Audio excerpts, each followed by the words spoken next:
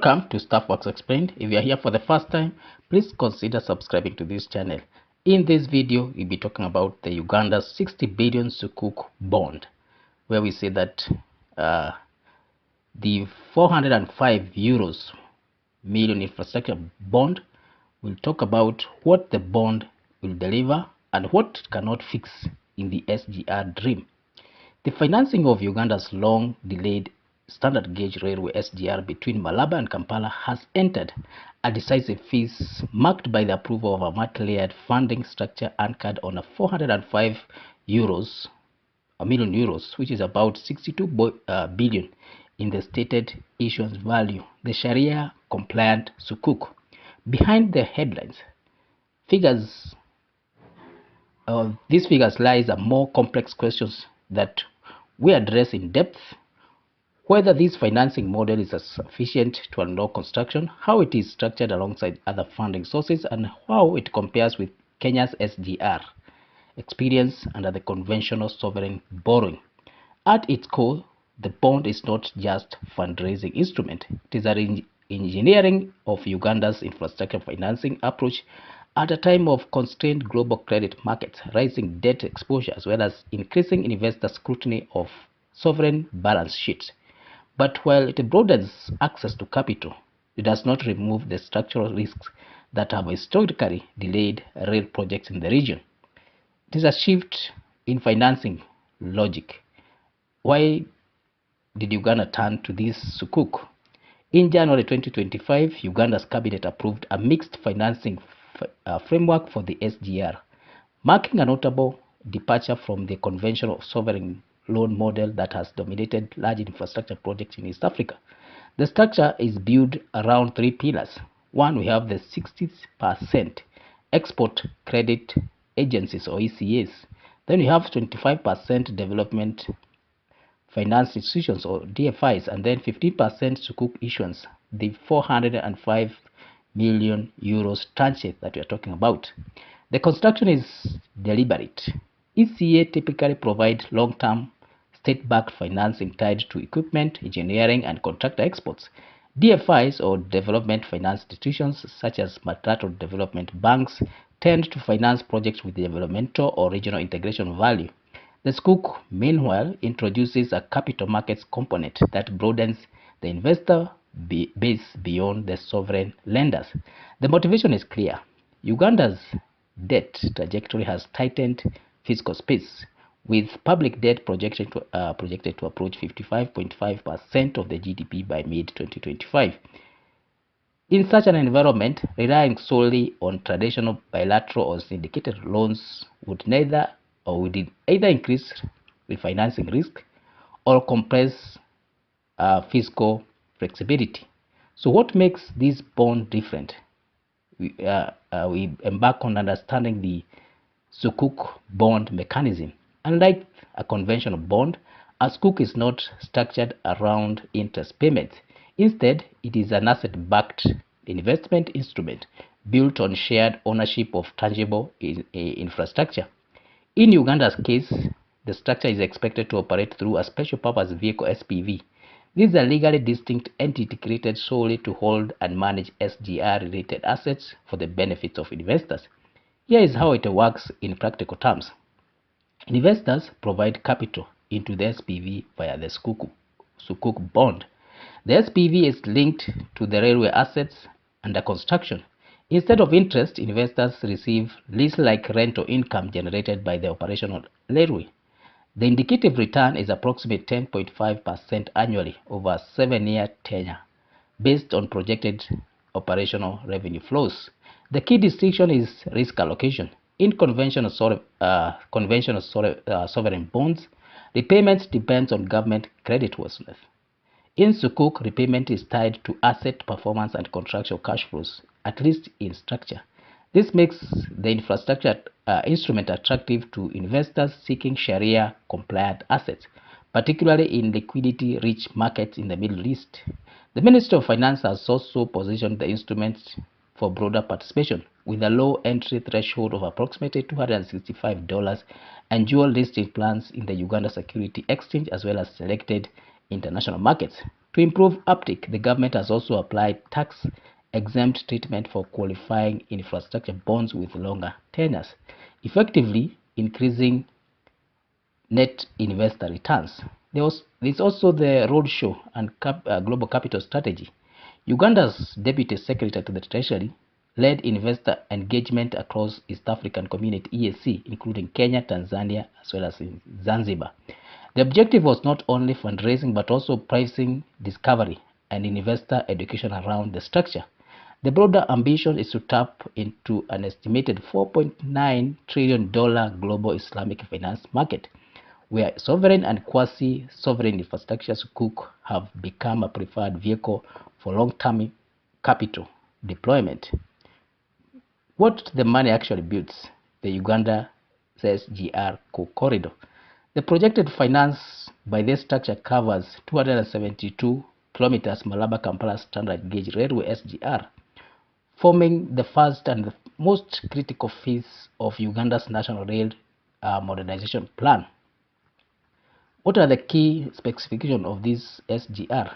The freight and passenger speed will be up to 120 and 100 kilometers per hour respectively. Expected 35% reduction in freight transport cost compared to the current meter gauge railway, are designed aligned to regional interoperability standards under the East African Rail Integration Framework.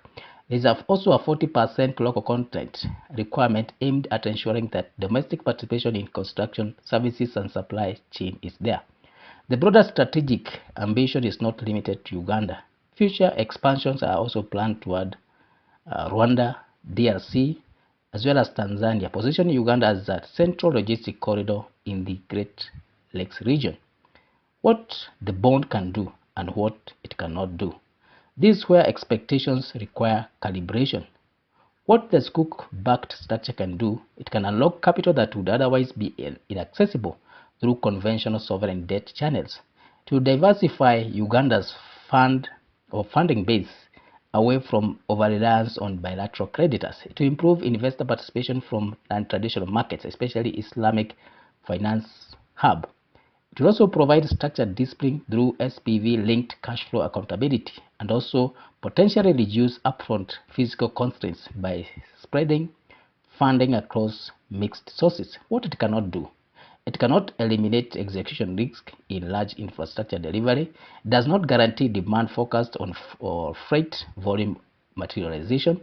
It cannot resolve procurement delays, land acquisition as bottlenecks, as well as contractor disputes. It does not replace the need for sustained fiscal discipline once repayment begins. And it cannot independently finance the full corridor without the ECA, export credit agencies, as well as DFIs completing the capital stack. In infrastructure finance, the instrument is never the constraint. Execution is.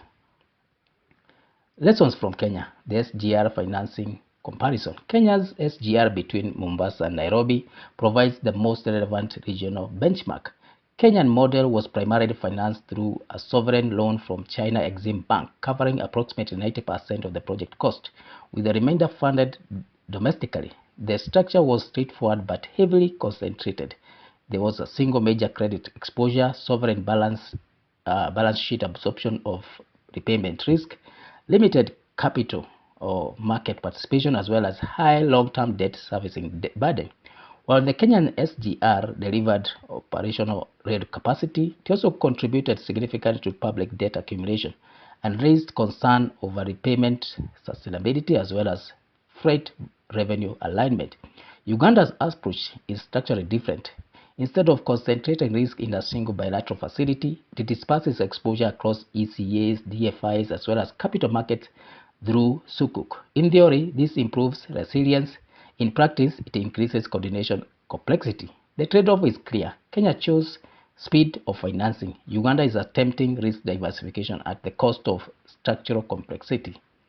Now, let's look at the project status as well as financing readiness. While the financing architecture is now clear, not all funding components are fully closed. The ECAs and DFIs component, forming 85% of the total structure, remains dependent on final negotiations. credit approvals, as well as supply-linked agreements. The Sukuk portion at 15% plays a catalytic role rather than a primary funding function. It is designed to demonstrate market confidence as well as unlock broader institutional participation. In project management terms, the financing is in a late-stage structuring phase, where financial closure is being aligned with procurement readiness as well as implementation sequencing. Now, the broader economic bet.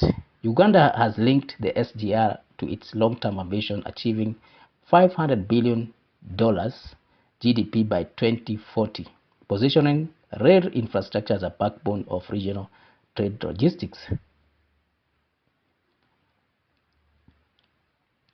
If fully implemented, the corridor is expected to reduce reliance on road freight congestion routes, improve export competitiveness for the country, strengthen integration with East African Community Trade Corridor, as well as lower logistic costs for mining, agriculture, as well as manufacturing exports.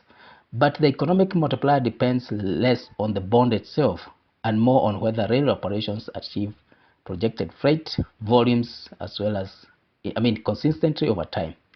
Now, conclusion, where we say that a financing instrument is not a finished railway.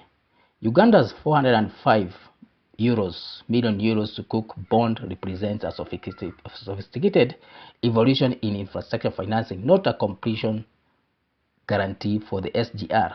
It expands access to global capital, introduces asset-backed discipline in project funding, and signals a strategic pivot away from the traditional sovereign borrowing dependence. Yet, the railway itself remains a delivery challenge defined by engineering execution, procurement efficiency, as well as long-term operational viability. Compared to Kenya's earlier SGR model, Uganda is attempting a more diversified and financially engineered structure. Whether that translates into functioning rail corridor between Malaba and Kampala, that will depend on the bonds.